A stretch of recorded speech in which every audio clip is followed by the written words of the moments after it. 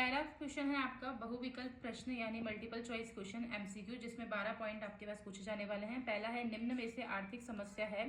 Second है आंकड़ा संग्रह की आधारभूत विधि कौन सी है। वर्ग सीमा 200 से 250 का मध्य बिंदु कौन सा है। उसके बाद है प्राथमिक आंकड़ा एकत्रित किए जाते हैं चार में से किस में से। फिर है सेवा क्षेत्र किस क्षेत्र को कहते हैं। फिर है योजना आयोग की स्थापना कब हुई थी। भारत की पंचवर्षीय योजनाओं का प्रमुख लक्ष्य। फिर है डब्ल्यूटीओ की स्थापना कब हुई थी। उसके बाद है द्वितीय क्षेत्र में सम्मिलित क्या क्या है। फिर है नेक्स्ट क्वेश्चन, वे व्यक्ति जो आर्थिक क्रियाओं में संलग्न होते हैं उन्हें क्या कहते हैं। उसके बाद है आर्थिक क्रिया निम्न में से कौन सी है।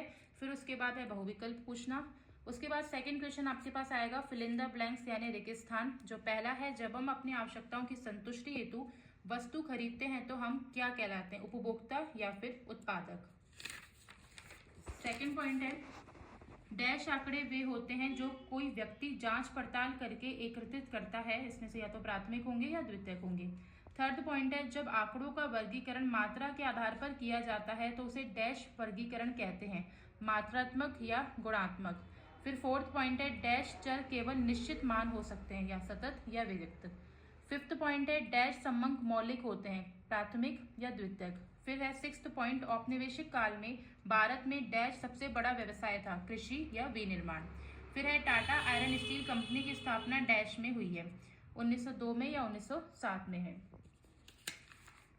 फिर है 8 पॉइंट भारत में वस्तु एवं सेवा कर अधिनियम 2016 कानून डैश में लागू हुआ था, जुलाई में 2016 में या फिर 17 में।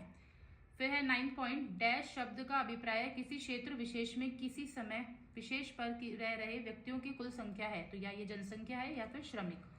10 पॉइंट है भारतीय अर्थव्यवस्था एक डैश अर्थव्यवस्था है, समाजवादी या मिश्रित। तो इस तरीके से रेगिस्तान 10 पूछे जाने वाले हैं। फिर थर्ड क्वेश्चन है अति लघुतरात्मक प्रश्न यानी very short answer type question. First आएगा आंकड़ा संग्रह की किन्हीं दो विधियों के नाम। फिर उत्पादक किसे कहते हैं। फिर परास ज्ञात करने का सूत्र लिखना है। उसके बाद है सरल दंड आलेख का तात्पर्य। फिर है सांख्यिकी विधियों का कोई उपाय। फिर है सर्वेक्षण की क्या भूमिका है। मृत्यु दर से क्या समझते हैं। फिर है श्रमिक जनसंख्या अनुपात ज्ञात करने का सूत्र। सकल घरेलू उत्पाद से आप क्या समझते हैं। फिर है रुपयों के अवमूल्यन से आप क्या समझते हैं, प्रत्यक्ष कर का कोई एक उदाहरण। फिर है कृषि विपणन प्रक्रिया से आप क्या समझते हैं। इस तरीके से अति लघुतरात्मक प्रश्न आपके 12 पूछे जाने वाले हैं। फिर फोर्थ क्वेश्चन आएगा लघुतरात्मक प्रश्न। पहला है धारणीय विकास पर संक्षिप्त टिप्पणी लिखिए। फिर है सांख्यिकी के कोई 4 कार्य। फिर है मानव पूंजी निर्माण से आप क्या समझते हैं, प्राथमिक और द्वितीयक आंकड़ों में अंतर, और रिजर्व बैंक व्यावसायिक बैंकों पर किस प्रकार नियंत्रण रखता है। अति लघुतरात्मक प्रश्न जो है वो 1 नंबर के होंगे और लघुतरात्मक 2 नंबर के होने वाले हैं। फिर है वैश्वीकरण का अर्थ, आवर्ती वितरण से आप क्या समझते हैं। फिर है औपनिवेशिक काल में भारत के विऔद्योगिकरण के कोई 2 प्रभाव। फिर है सारणी में प्रयुक्त वर्गीकरण के विभिन्न प्रकार। फिर इसके बाद समांतर माध्य ज्ञात करना है। फिर विभिन्न प्रकार की आर्थिक प्रणालियों को स्पष्ट करना है। फिर है एक महाविद्यालय के निम्न समूहों की सहायता से दंड आरेख खींचना है इसमें।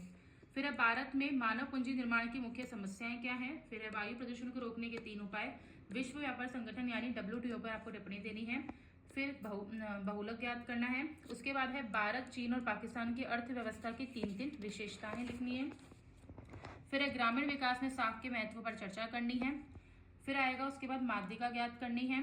फिर उसके अथवा में आएगा समांतर माध्य ज्ञात करना। फिर है सहसंबंध गुणांक ज्ञात करना। फिर उसके अथवा में आएगा सहसंबंध से आप क्या समझते हैं, सहसंबंध को मापने की विभिन्न विधियों को स्पष्ट कीजिए। ये सारे 6 नंबर के क्वेश्चन है। निम्न आंकड़ों से लेस्पियर तथा पाशी विधि से कीमत सूचकांक ज्ञात करना है। उसके बाद इसके और में आएगा कि सूचकांक की विभिन्न विधियों का वर्णन कीजिए। ठीक है, 12 तक जो क्वेश्चन है वो 4 नंबर के, उसके बाद 6 नंबर के सारे।